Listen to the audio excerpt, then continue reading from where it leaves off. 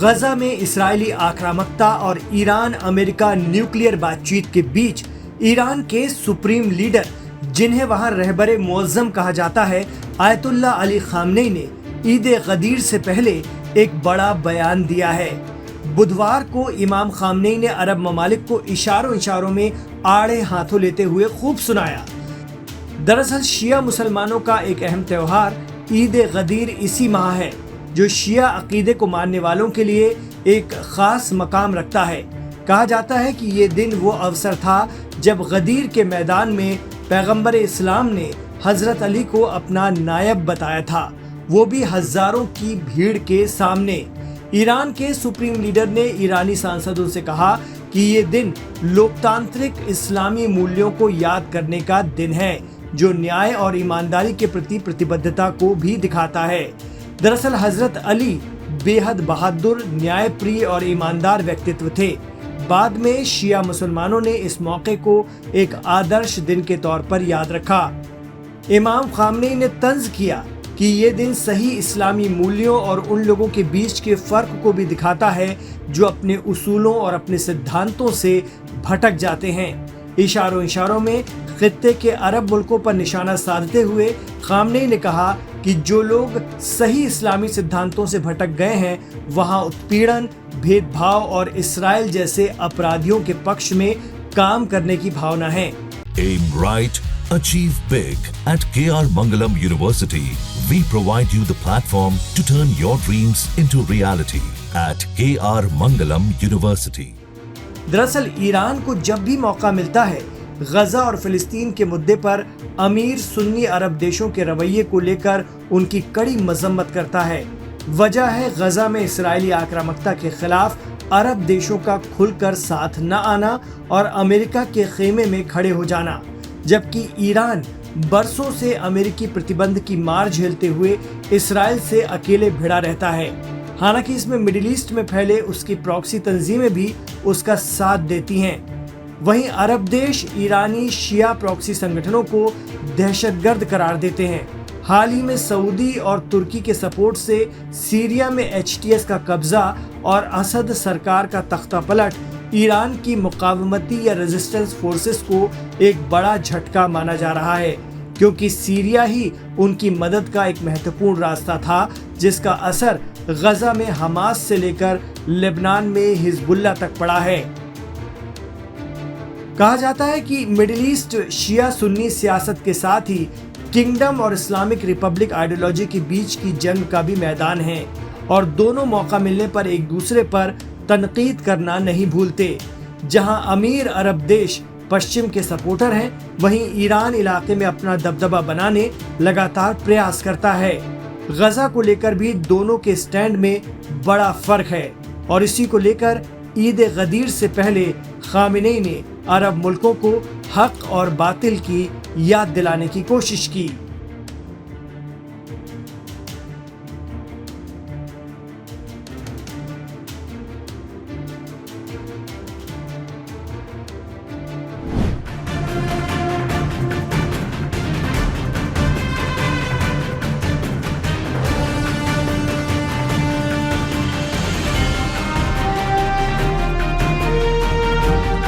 Israel जिसे अपने देश की सुरक्षा का सबसे अचूक हथियार मानता था, उसकी ईरान ने महज एक 13 साल के बच्चे से रेकी करवा डाली है, जो पूरे इसराइल के लिए हैरान करने वाला मामला बन चुका है। यहां तक कि इसराइली पुलिस भी इसे लेकर अब संशय में है। इसराइल की सुरक्षा एजेंसियों ने एक चौंकाने वाला खुलासा किया है। इनके मुताबिक ईरान ने एक 13 साल की किशोर को जासूसी के लिए भर्ती किया था, जिसका मिशन था देश की रक्षा प्रणाली आयरन डोम और विदेश मंत्री गिदोन सार के घर की तस्वीरें लेना। टेलीग्राम से शुरू हुआ ये पूरा जासूसी का खेल। पुलिस के मुताबिक लड़के से संपर्क टेलीग्राम ऐप के माध्यम से हुआ था। कथित ईरानी एजेंटों ने उसे पैसे का लालच देकर संपर्क किया और शुरुआत में उसे कुछ छोटे मोटे काम सौंपे, जैसे कि तेल अवीव में बस स्टॉप्स पर ग्राफिटी पेंट करना, वेंडलिज्म के जरिए अपनी निष्ठा दिखाना। इन टास्क को उसने पूरा किया, जिसके बाद उसे और गंभीर मिशन दिए गए। यानी बच्चे को शुरुआत में अपनी जद में लिया गया।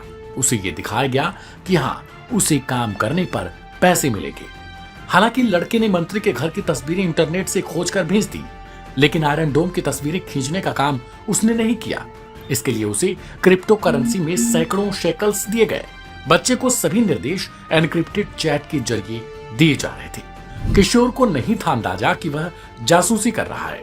इस्राएली पुलिस का कहना है कि लड़का न तो ईरानी एजेंट की पहचान जानता था, न ही उसे समझ पाया था कि वह किसी देश विरोधी गतिविधियों में शामिल है।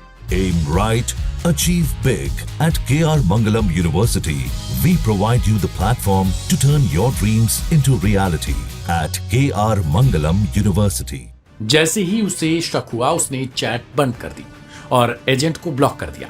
इस बात की जानकारी दी लड़के के पब्लिक डिफेंस वकील ने। अब क्या हो रहा है? लड़के को गिरफ्तार किया गया, लेकिन उस पर आपराधिक मामला नहीं चलाया जाएगा। उसे हाउस अरेस्ट पर रखा गया है और मनोवैज्ञानिक परामर्श भी दिया जा रहा है। माता पिता को तब पता चला जब पुलिस वारंट लेकर घर पहुंची थी। इस घटनाक्रम ने इसराइल की सुरक्षा एजेंसियों की चिंता बढ़ा दी है।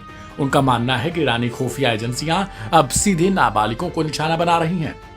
सोशल मीडिया और गेमिंग एप्स जैसे प्लेटफॉर्म्स को जासूसी भर्ती की टूल की तरह इस्तेमाल किया जा रहा है।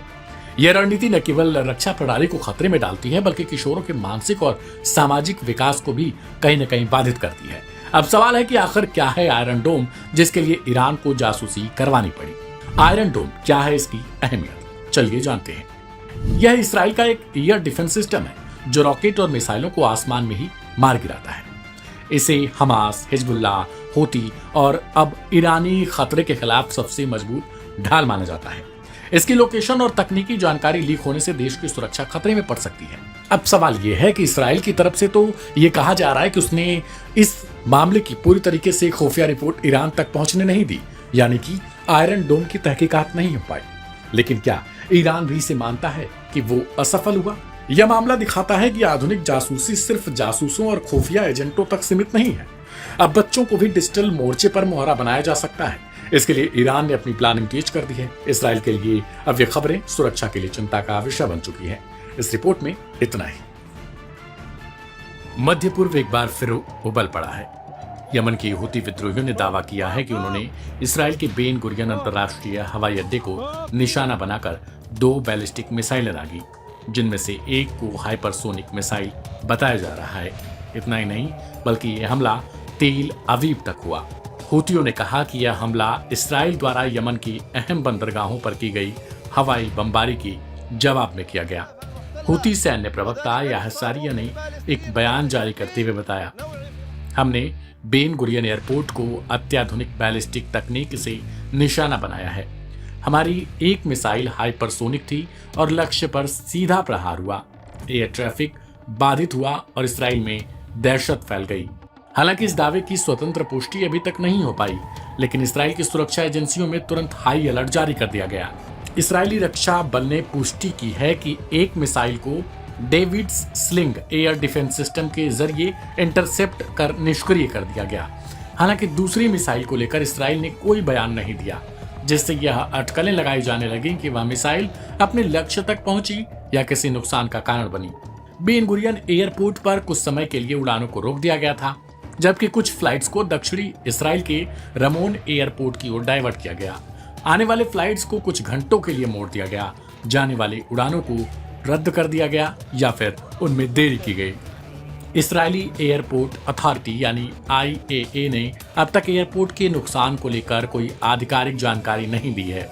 यह हमला उस बढ़ते क्षेत्रीय टकराव का हिस्सा माना जा रहा है, जिसकी शुरुआत 7 अक्टूबर साल 2023 को इसराइल और हमास के बीच हुए संघर्ष से शुरू हुई थी।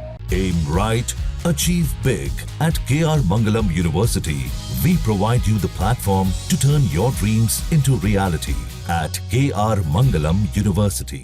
हूती विद्रोही जिन्हें ईरान का समर्थन है, वे पहले भी रेड सी और गल्फ ऑफ एडन में इसराइली और पश्चिमी हितों को निशाना बना चुके हैं। वहीं इससे पहले इसराइली ड्रोन और जेट विमानों ने यमन की रणनीतिक खुदैदाह बंदरगाह पर हमला किया, जिसे हूतियों द्वारा हथियारों और ड्रोन्स की सप्लाई के लिए इस्तेमाल किया जा रहा था। इसराइल का दावा है कि इसी हुदैदाह से उन पर और उनके मित्र देशों पर मिसाइल और ड्रोन हमले हो रहे थे। यह आत्मरक्षा में की गई कार्रवाई करार दी गई। वहीं दूसरी ओर हूतियों का दावा है कि इसराइल ने मानवीय सहायता रोकने और यमनी संप्रभुता का उल्लंघन करने के लिए यह हमला किया है। हूतियों का दावा है कि वे इसराइल पर हमले तब तक करते रहेंगे जब तक इसराइल गाजा में नागरिकों पर अत्याचार बंद नहीं करता। इसराइल ने हाल ही में गाजा सिटी में 3 दिन तक लगातार हवाई और जमीनी हमले किए, जिसमें सैकड़ों फिलिस्तीनी नागरिकों की मौत हुई। इन हमलों का कारण बताया गया हमास के सुरंग नेटवर्क और लॉन्च साइट्स को खत्म करना, लेकिन मानवाधिकार संगठनों का दावा है कि हमलों में स्कूल, अस्पताल और शरणार्थी शिविरों को भी निशाना बनाया गया। ऐसे में अगर हूतियों का दावा सही है तो यह इस्राएली रक्षा प्रणाली के लिए एक नई चुनौती हो सकती है। इसराइल को अब अपनी रणनीतिक सुरक्षा तैयारियों को यमन तक विस्तार देना पड़ रहा है, जिससे उसकी सैन्य क्षमता पर दबाव बढ़ रहा है। अमेरिका, सऊदी अरब और संयुक्त राष्ट्र इस संघर्ष को रोकने के लिए राजनयिक प्रयास तेज कर सकते हैं। हूतियों द्वारा इसराइल पर लगातार किए जा रहे मिसाइल और ड्रोन हमले यह साबित करते हैं कि गजा युद्ध अब केवल इसराइल हमास का युद्ध नहीं रह गया, बल्कि यह पूरे मध्य पूर्व को अस्थिर करने वाला संघर्ष बनता जा रहा है।